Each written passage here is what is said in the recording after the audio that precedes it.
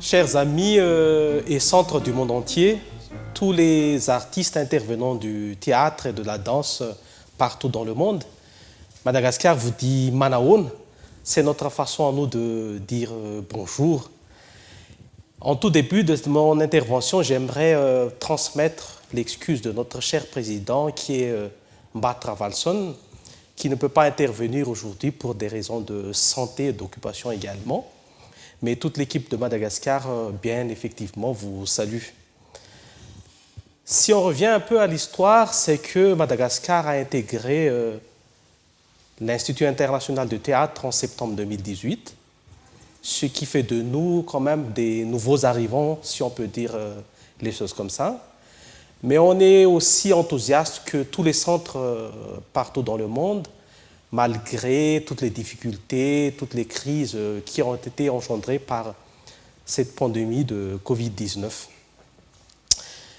Depuis notre intégration dans cette organisation, nous avons quand même pu établir une relation étroite avec le ministère de la Culture, qui est notre ministère de tutelle, pour apporter une plus grande valorisation à notre métier et à notre passion également, qui est la danse et le théâtre, mais aussi de faciliter dans une plus grande importance tout ce qui est représentation artistique de nos collègues du théâtre et de la danse. Le Centre Madagascar a son siège dans la capitale de l'île et dont le président est Mbatra Valson. Il est suppléé par deux vice-présidents, Dzur Rivminsk et Adzara Valson, et la secrétaire générale, Liliane Narazonrin. D'autres membres complètent le bureau exécutif, dont Elina Julienne Narasamuel, Rizamancha Ranjenarsu, Noël Ranjiatsitouain, Man Narabarnzak, John Narakutunjavoun. Particularité, ce bureau est composé de présidents de troupes de théâtre et de fédérations de danse. Le centre intervient auprès du ministère de tutelle pour promouvoir la danse et le théâtre dans les écoles. Un texte a été ainsi élaboré avec le ministère dans le nouveau politique nationale culturelle malgache pour que le théâtre fasse partie du programme parascolaire des élèves en classe primaire et secondaire. Ce texte de loi est en attente d'approbation auprès des deux chambres législatives.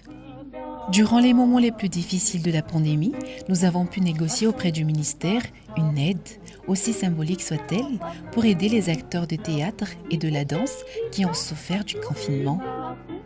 Étant donné que la ATM, ou l'Association des artistes de théâtre malagasy, compose en grande majorité le bureau, l'ITI, Centre Madagascar, appuie cette association tous les ans dans l'organisation de l'ouverture de la saison théâtrale, qui généralement coïncide avec la Journée mondiale du théâtre.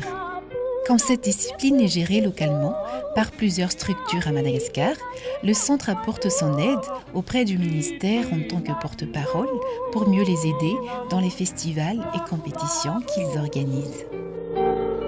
Pour conclure, nous restons positifs, même si tout n'est pas facile aujourd'hui par rapport à cette crise engendrée par le Covid-19. Nous aimerions partager cette onde positive à toute l'organisation. Et le mot de la fin serait Velum. Velum, c'est une manière encore à nous de vous dire à la prochaine fois.